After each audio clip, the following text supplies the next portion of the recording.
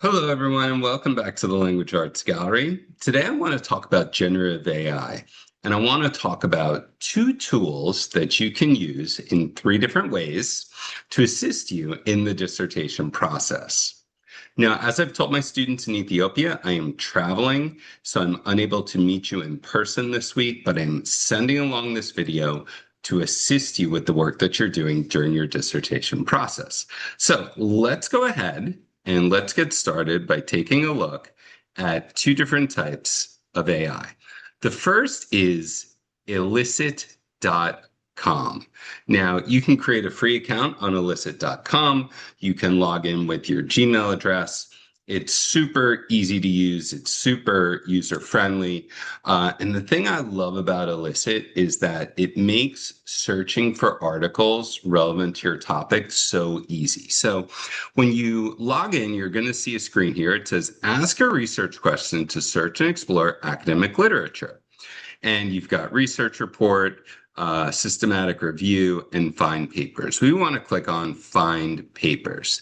Now, all you're going to do here is you're going to type in what your research question is. So I'm going to start with mine, and I'm just going to say, is there a statistically significant relationship between transformational leadership and social belonging, or I'm going to say expatriate teachers' sense of social belonging at Korean educational institutions.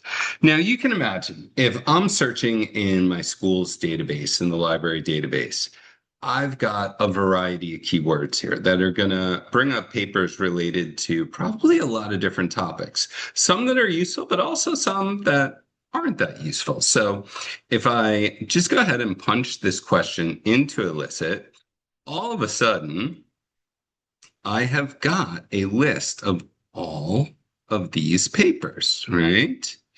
Okay, and it's got a very short abstract summary. Okay, it's got the title and the author.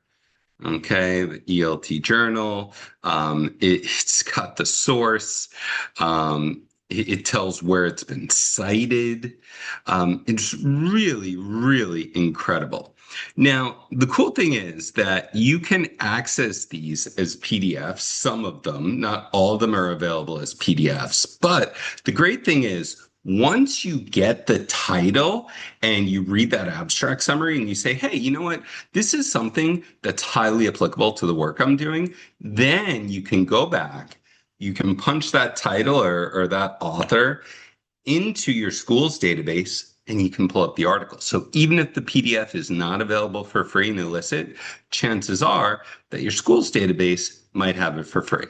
And if you're fortunate enough to have funding, then you can go directly to the journal and purchase that article if you find that you really need it. So this is a great tool. It is a game changer for the literature review. Remember, this tool by itself is not going to write the literature review for you. It's simply going to help you find relevant sources that you need so you can write the literature review. And one more thing, I would urge you to remember that this is not a replacement for databases. I already talked about ways we can use this together in conjunction with our school's database. It's just another tool on your belt that can assist you in the search process. So now I want to go to another example of generative AI, something that I'm sure everyone is familiar with, and that is ChatGPT. So there are two ways that we can use this that I think are really, really helpful once we've completed our dissertation, our manuscript's been accepted, and we are preparing for our dissertation defense. Anyone who's done a dissertation defense knows how nerve-wracking this is. In general, presentations for our bosses or our professors can be a little nerve-wracking, but when you're getting awarded a terminal degree in your field hinges on a successful presentation and defense, then it becomes very critical. So we don't just need to present our findings, we need to defend them. And we're going to have a committee that is going to be asking us questions. Depending on the composition of that committee, you may have professors who are seeking quite strongly to knock you off your position. So what I would do here is I would put in my abstract, okay, or my research question. Okay, so two ways we can do this here. I'm going to go ahead and I am going to say, I'm going to paste my abstract in here. Okay. And again, I'm using the free version of ChatGPT, and I'm going to say, acting as members of my dissertation committee, please create a list of 10 questions that committee members may ask me during my dissertation defense. I'm gonna let the AI know that this is my abstract. This is the abstract for my doctoral dissertation in educational leadership. Acting as a member of my dissertation committee, please create a list of 10 questions that committee members may ask me during the dissertation defense. So I'm going to go ahead, and ChatGPT tells me, absolutely. And then they're going to ask me questions. They're going to tell me the topic and this. Now, I can look at these questions, and hopefully if I've completed my dissertation, I'm able to answer all of these questions. But, I might come across a question and say, oh, this is a really, really tough question. And, I'm not sure how I can answer it. So I'm just going to pick a random one here. It says, he's found significant negative correlations with laissez-faire and passive avoidant leadership. Could you elaborate on the practical implications of these findings for school leaders in multicultural settings? Now, hopefully I'm able to go back to the research to help me to answer that. But I want ChatGPT to give me some ideas, right? So I'm going to say, this is challenging. Can you suggest a possible answer and research that I can reference to better answer this question? Okay. It says, absolutely. This is an important and nuanced question. So they give me a suggested answer. Now, again, you don't want to memorize the answers that ChatGPT is giving you, but it should point you in the right direction. And when you combine that with this here, where you've got key research relevant to this, you should be able to go back and reference these articles, and that hopefully will make you better prepared for your defense.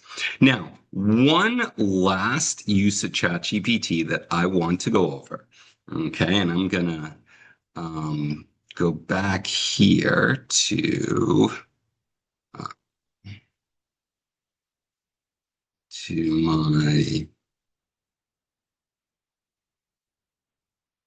my abstract. Okay, I'm going to tell ChatGPT that this is my abstract. This is the abstract for my dissertation, my doctoral dissertation.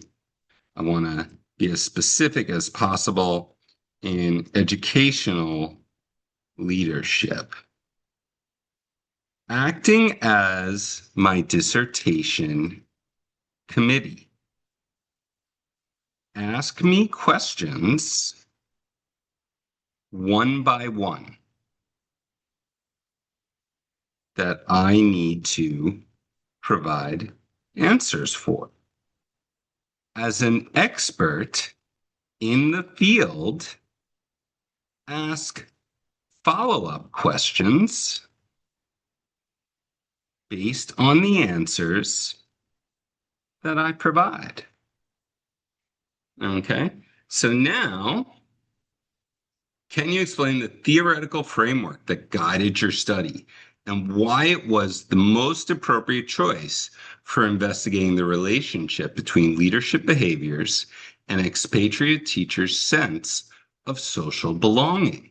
Okay, so my theoretical framework was based on social identity theory. So what I would do is I would share my answer here. Now, this is going to take some time because you're not speaking your answer, right? And you can use voice to answer ChatGPT, or you can just type your answer in here, and then the AI is going to ask you follow-up questions on that. And this is a good way for you to work through sort of a mock dissertation defense with the AI.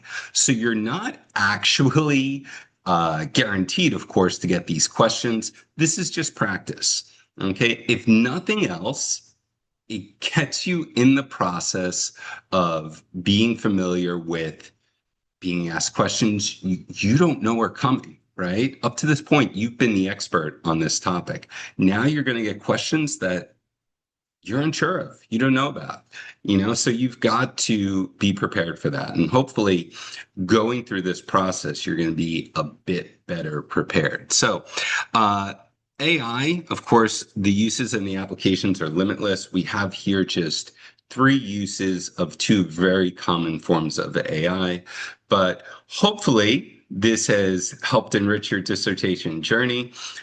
Please remember to like, subscribe, and comment on the video, and I'll see you in our next video here at the Language Arts Gallery.